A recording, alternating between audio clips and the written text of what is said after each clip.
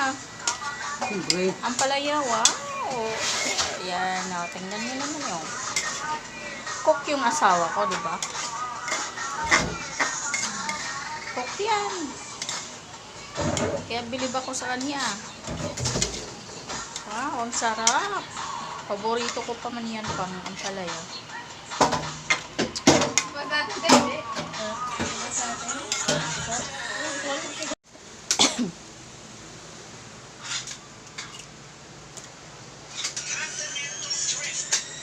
Ay, yung luto mo pa.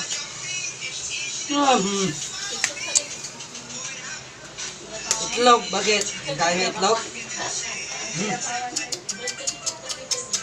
Halo ang palaya. So yan mga lodis, nagluluto daw yung asawa ko. Masarap pala pa po magluto. Alam mo, gusto ko lagi ang palaya iluluto para siya ang magluluto. Baliw. Ang luto. Sige, sakit ano ko. Balita. Walang gabi.